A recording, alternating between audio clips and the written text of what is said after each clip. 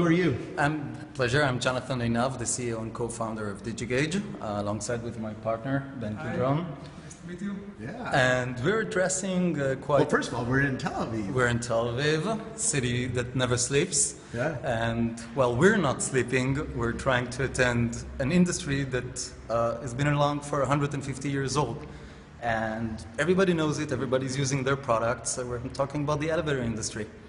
And this industry has seen tremendous improvements in safety and efficiency and in flow of passengers, and basically the entire industry that is running about $66 billion a year is focused on one thing: getting passengers from point A to point B. And they seem to forget one small thing: the passenger, the user. Basically nothing have changed in the user experience ever since elevators were invented.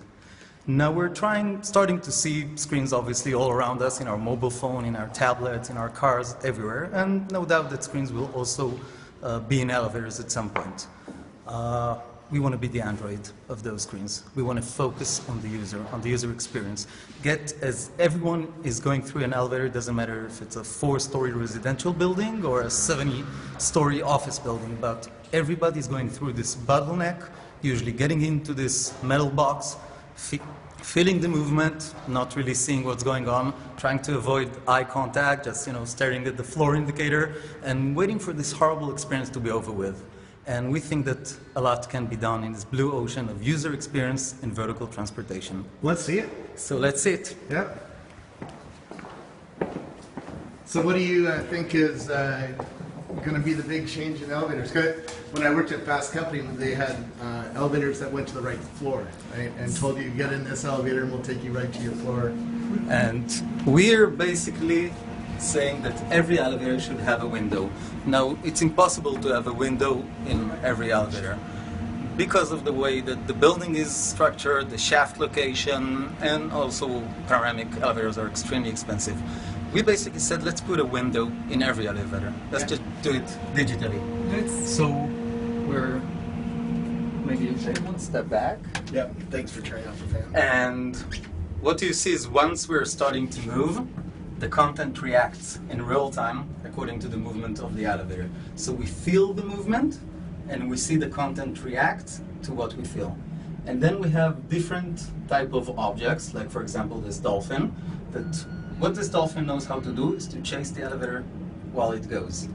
Well, other fishes are just stationary in their station. Yep. Now, first and foremost, the design application, it's a user experience application, and on top of that we have an entire information layer. So, for example, messages to the building or news streams or signage to the floor, whether it's the name of the families that reside in that floor or the name of the offices, floor indicator. We're completely not connected to the elevator system. We're using a sensor and an algorithm layer that we've developed that knows at each and every point what exactly the speed of the elevator is, the floor, the height, etc. And this is how we're adapting 3D real-time content to move according to the elevator. Yep. Now, one of the coolest things about digital design is that once, at the moment the view out of our virtual window is an ocean reef with fish and we're under the water, etc. But now let's say we want a new experience. So instead of calling in a modernization team and changing the decor of our elevator, all I need is an internet connected device. I'll log in to the portal using my username and password, and I get a list of all my elevators. They could be in the same building or in different continents. Everything controlled from the cloud. Yep. And I'll choose this elevator, and I'll go into the App Store of virtual views. Mm-hmm. And from the bottom of the ocean, press of a button, let's say, we'll go to outer space. Yep. And the moment internet connection will come, which at the moment as we see it's not, it has a flaky connection here. Yep. It will synchronize with Because the we're in an elevator. we're in an elevator. Well, actually, this is because they're running some experiments with the Wi-Fi module. But Yep. The moment it will get the actual connection, it will change the content, and this can be done from anywhere around the world. And there we are. It's got an internet connection, and automatically change, and now we're in out of space.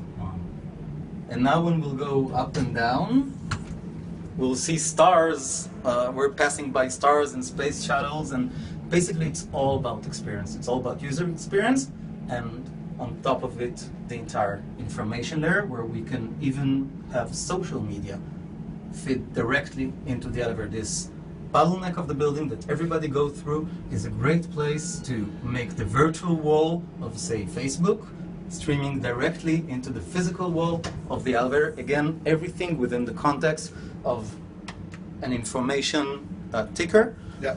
Where This is good for a hotel because you can have different screens for different times of the day. You can have different specials here. Hey, come into the steak restaurant. no, so we're not doing advertisement at all. This is, from our standpoint, our competition is wood, glass, and steel. This is just another way to design the interior decoration of elevator. Yeah. Advertisement is something that is relevant for less than 3% of all elevators around the world. Most elevators don't have enough traffic and therefore not enough motivation to advertise in. Basically, if you take the entire elevator market, you're looking at about less than 3% that is interested to advertise in. Then you have a very, very small fraction of like super premium projects that will create their own content, like, you know, the Burj Khalifa in Dubai or the Empire State Building in New York. Yep. And we're basically trying to find a holistic solution, content, software, operating system that will cater to all those other screens, all the way from 4-story residential building to government building to hospitals to elderly homes, the works. I'll soon show you a few examples of installations we've done all the way from Israel to Greece, Italy, the US, China. We're trying to change the context of the user. Are you going to put any sensors to understand that there's people in the elevator or that somebody just walked in? So that will be the next phase, where basically this is a platform because we have a PC. We don't do the hardware. Elevator companies, our partners, are doing the hardware. We're just providing the software and the sensor to understand the movement of the elevator.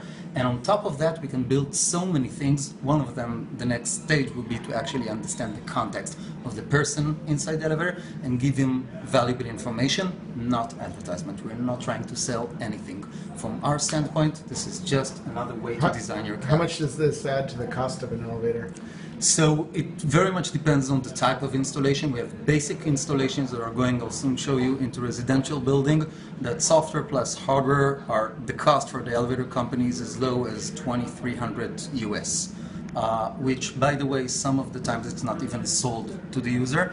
This is something that they bring in as part of the standard of the elevator. Yeah. Thank you so much. Where do we learn more about this? www.digigage.com, or just Google us. We have YouTube clips. What's the name of the company again? Digigage, D-I-G-I-G-A-G-E. Thank you.